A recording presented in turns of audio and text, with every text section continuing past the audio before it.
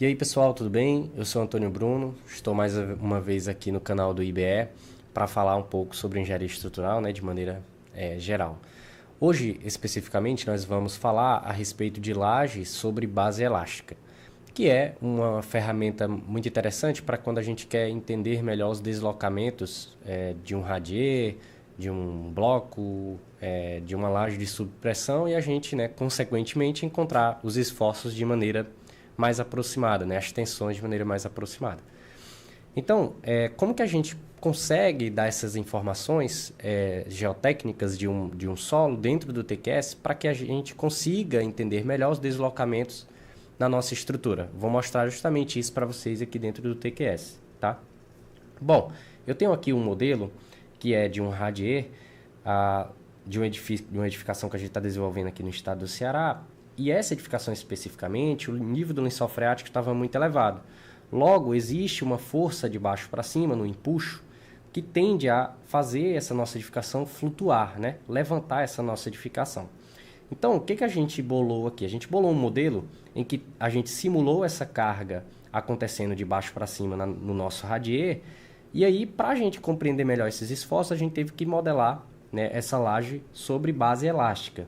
Então, o que acontece? Você recebe uma informação, que é o KV, que é o coeficiente de recalque do subleito, né, do solo, e você utiliza esse KV para você fornecer esse parâmetro dentro do TQS, e aí você conseguir identificar melhor os deslocamentos e também os esforços, tá?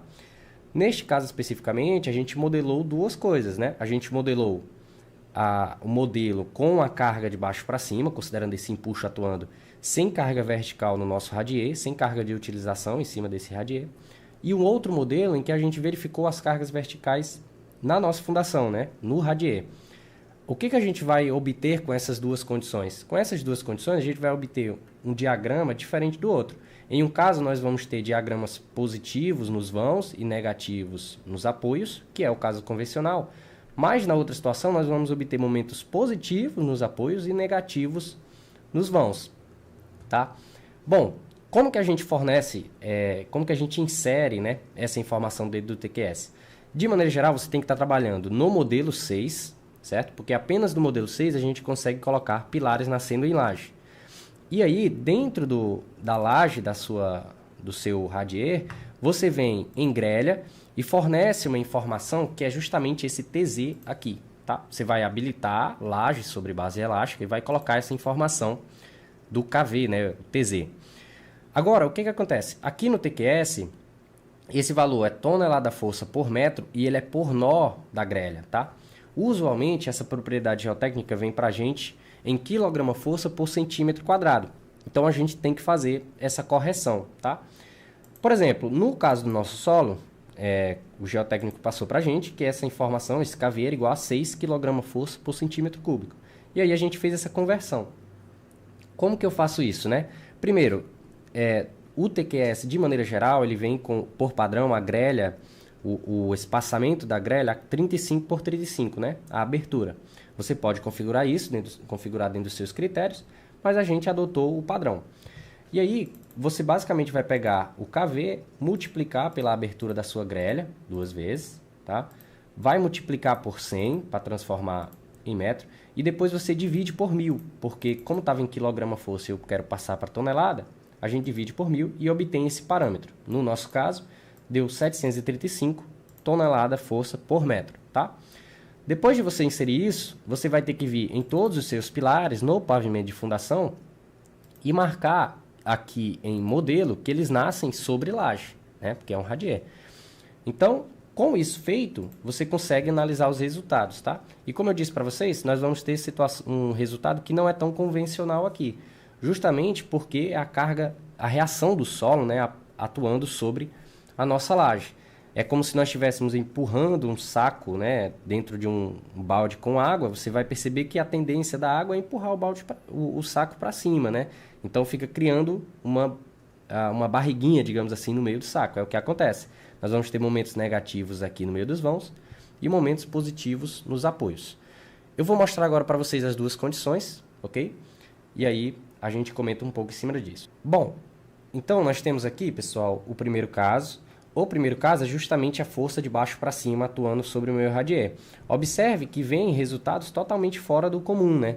Na região aqui de apoios, né, dos pilares, nós temos momentos positivos, enquanto nos vãos nós temos momentos negativos, que é totalmente o contrário do convencional, né? Como é uma reação contrária do solo sobre a nossa laje, a gente vai ter justamente esse fenômeno. Agora, verificando quando nós temos as cargas verticais, nós vamos observar justamente o contrário. Pronto, como vocês observam, nessa outra condição, com as cargas verticais, né, de uso do nosso radier, que seja a alvenaria, né, seja as cargas permanentes e cargas de uso, nós temos justamente o contrário. Nós temos momentos negativos nas regiões dos apoios, tá? E momentos positivos no meio dos vãos. Então, veja que nessa situação é importante você modelar os dois casos, né? Seja com a reação do solo sobre o seu radier, seja com as cargas verticais atuando, para que você consiga identificar, digamos assim, uma envoltória de esforço para você armar. Porque na região do pilar nós vamos precisar ter obrigatoriamente, nesta situação em que tem, né, uma carga de empuxo atuando, vamos precisar ter tanto a armadura positiva como a armadura negativa em cima do pilar. E no meio do vão, a mesma coisa. Nós vamos precisar ter tanto uma armadura positiva também como uma armadura negativa, o que não é tão comum assim, certo? E aí você pode, né, evidentemente, quando você estiver detalhando, utilizar de algumas ferramentas, como por exemplo a armadura de base, que futuramente a gente pode comentar em um outro vídeo.